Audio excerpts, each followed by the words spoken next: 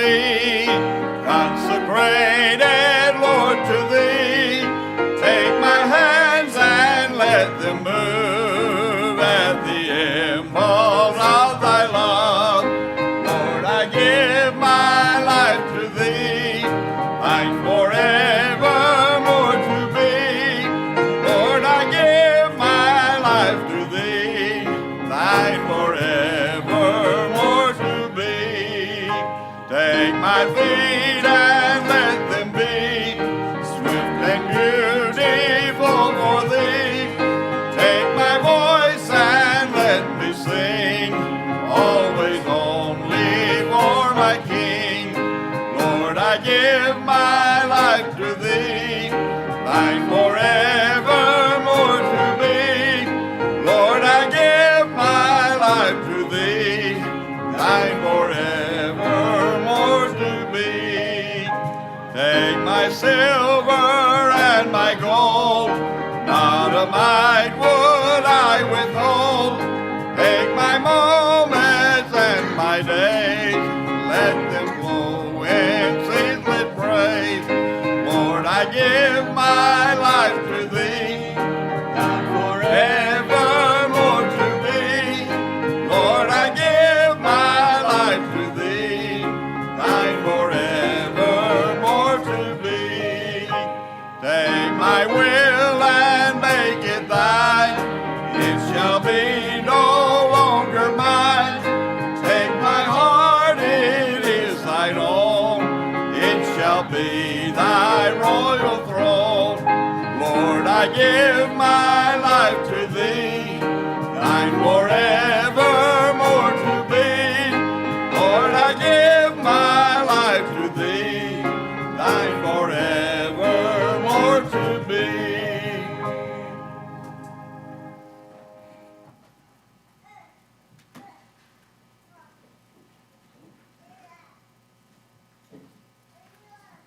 Good morning, everybody. I feel like it's been forever since I've done one of these. This morning I will be in Genesis chapter 26. If y'all want to find your place there, I'll be in verses 17 through 22. We had a lot of fun while we were going on vacation, but I'm happy to be back here at Pleasant View. You know, it really is home to me and my family, and we really do miss it when we're gone. I know some of y'all may not miss our rowdy bench, but we enjoy being here at least. So I'll start in verse 17 if y'all want to stand when you find your place. It says, "And Isaac departed thence and pitched his tent in the valley of Gerar and dwelt there. And Isaac digged again the wells of water which they had digged in the days of Abraham his father, for the Philistines had stopped them after the death of Abraham, and he called them their names after the names by which his father had called them. And Isaac's servants digged in the valley and found there a well of springing water. And the herdmen of Gerar did strive with Isaac's herdmen, saying, The water is ours. And he called the name of the well Esek, because they strove with him. And they digged another well and strove for that also, and he called the name of it Sitnah. And he removed from thence and digged another well, and for that they strove not, and he called the name of it Rehoboth. He said, For now the Lord hath made room for us, and we shall be fruitful in the land." Y'all can be seated. So today I wanted to talk about wells, and as we start off reading today, Isaac started redigging the wells of his father. And when I read this and I think of wells, you know, I think for us that it's things that we can draw from throughout our life. And the thing about the beginning of this. Is Isaac goes to draw from the wells of his father, but he's not able to. And my thought on this beginning part is, you know, our children should see the wells of our life, and it can sustain them while they're young. But as they grow up, they need to have their own wells. They need to have their own things that they can draw from in their life. One day they're going to have to be able to lean on God's work in their own life. And as I was reading this, in let's see, where's it at? It says at the end of verse 18, Isaac. It says that he called their names after the names by which his father had called them. So I think those first couple of wells that Isaac's digging up, they're his father's wells. But then if you look at the last three, he names them. So by my reading, those are Isaac's wells. They're ones that he has dug that weren't dug before by Abraham. And my question that I had is, what do we do? What do we do when we start digging these wells in our own lives? What do we do with them?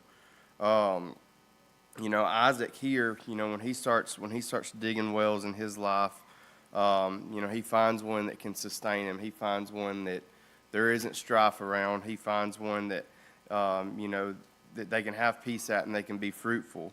And wells are important in a Christian's life. It's things that we're gonna have to go back and draw on many times in our life. And there'll be different there'll be different wells for different situations in our life.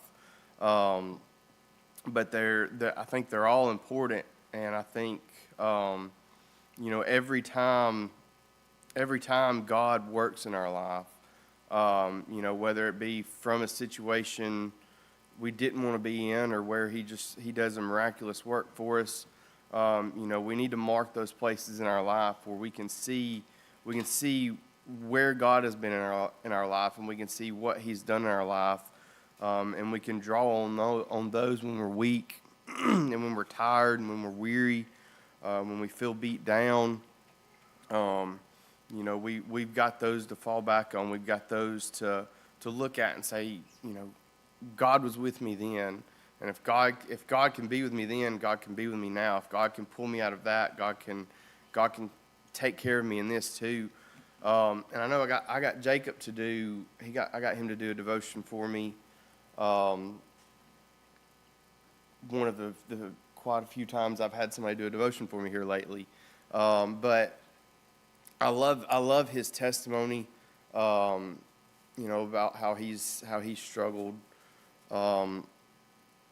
with salvation for a little while and everything. And it just, to me, I could hear it 100 times over. It's a beautiful story, and you can definitely see God in it.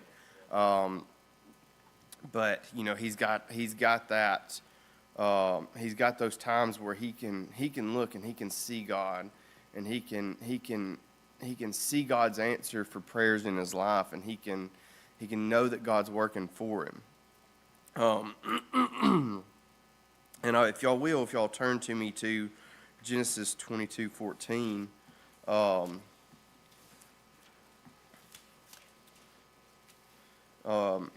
In this verse, I'm not going to read the whole story. It's it's the story of Abraham and Isaac, and everybody knows it. Abraham takes Isaac up on the mountain because that's what the Lord's told him to do, and he's trusting the Lord all the way till they get to the summit or get to where that they're gonna build the altar and everything, and the Lord provides. He provides for Abraham. He he provides the ram to take the place of Isaac. But the verse I want to look at, I'm a chapter ahead. I don't think the pages are sticking together. Yeah, there we go. It said, and Abraham called the name of that place Jehovah Jireh, as it is said to this day, in the mount of the Lord it shall be seen.